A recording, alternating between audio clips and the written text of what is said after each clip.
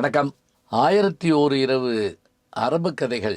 இது உண்மையிலேயே கேட்க கேட்க அருமையா இருக்குதுங்க. படிக்க படிக்க எனக்கே சுவாரஸ்யமா இருக்குது. சின்ன பிள்ளையில படிச்சது தான். இதில வர்ற உலகமே மாயா உலகம். அழகா இருக்கு, மர்மமா இருக்கு, சந்தோஷமா இருக்குது. ஆங்கிலத்தில ஹாரி பாட்டர் கதை எழுதின ஜே.கே. ரவுலிங் அவங்க மிகப்பெரிய பணத்தை ஈட்டினாங்கன்னா, அது படங்களா எடுக்கப்பட்டு சீரியலா எல்லாமா வந்தது.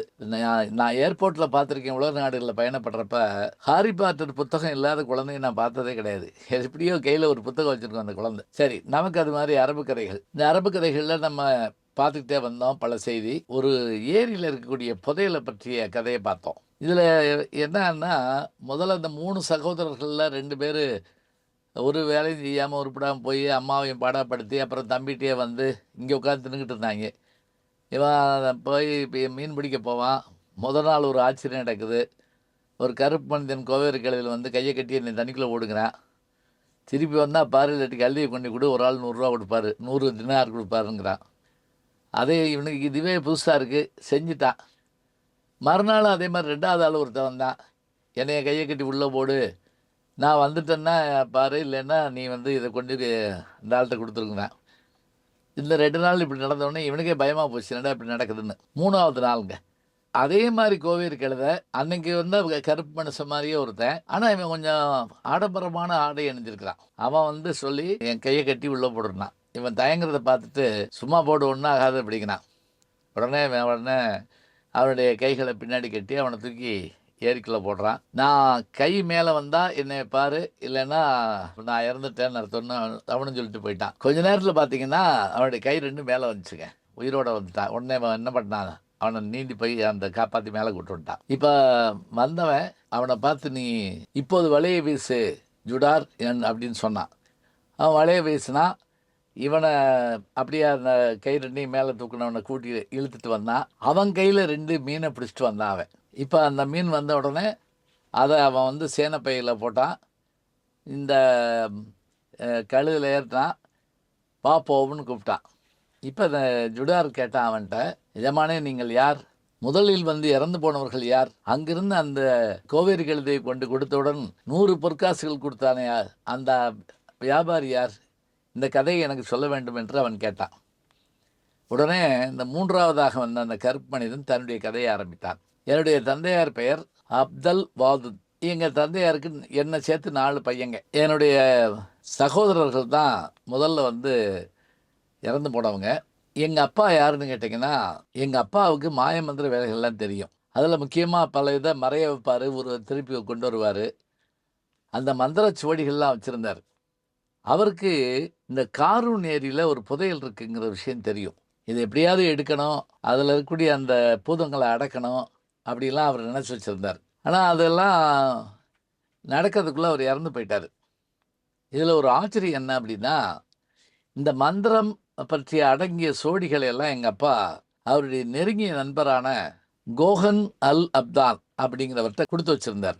இப்ப நாங்க போய் அத கேட்டோம்.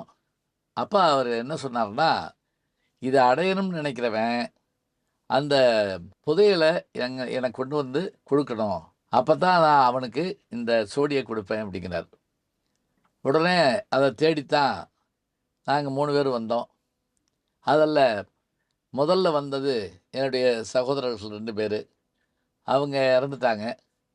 3வதா வந்தது தான் நானு.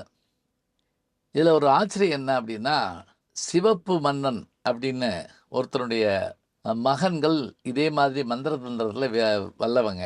அவங்க என்ன பண்ணாங்க அப்படின்னா, யாராவது இந்த புதையல எடுத்துருவாங்க அப்படிங்கிறதுக்கு பயந்துகிட்டு, இந்த ஏரியில போய் அடைக்கலமாகி உள்ள போயிட்டாங்க. அது ஒரு பூதம் காத்துக்கிட்டு இருக்கு. இப்ப நான் என்ன பண்ணேன் அப்படின்னா, என்னுடைய சகோதரர்கள் திரும்பி வரலன்னு தெரிஞ்ச உடனே, நான் வந்தேன்.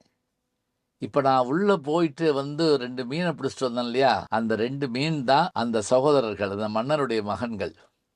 இவங்கள வச்சுட்டு தான் நம்ம பெரிய சாதனைகள் பண்ண போறோம். என்னென்ன எடுக்க போறோம் தெரியுமா?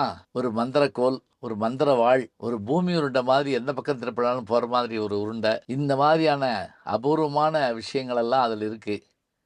அதெல்லாம் எடுத்துக்கிட்டு போய் நாம என்ன செய்ய போறோம்? அந்த புதையல் இருக்கக்கூடிய ஏரிய நோக்கி போறோம். இப்ப இவன் கேட்டான், "சரி, நீங்க இது நேரா போ வேண்டியது தானே, என்னைய எதுக்கு கூட்டிட்டு போறீங்க?" அப்படின்னு கேட்டான். இல்லை, இதில் ஒரு முக்கியமான விஷயம் இருக்குது. என்ன அப்படின்னா, இதை நாம் போய் எடுக்கிறதுங்கிறது இயலாது.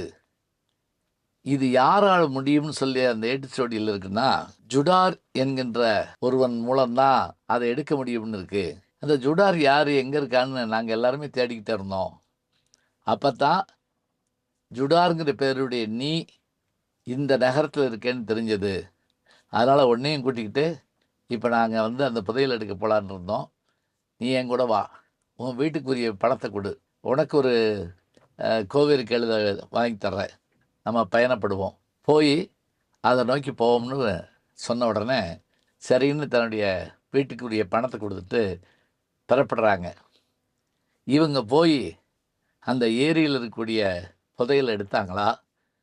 ஜுடார் உயிருக்கு ஏதாவது ஆபத்து வந்ததா? அந்த கருப்பு மனிதனாகி அவன் சொன்னதெல்லாம் உண்மையா? இல்லை என்ன ஆயிற்று? கதையை நாம் இந்த இடத்தில் நிறுத்துவோம். 1001 இரவு அரபு கதைகள் தொடரும். நல்ல செய்திகளை நாளும் சிந்திப்போம். நாளை சந்திப்போம்.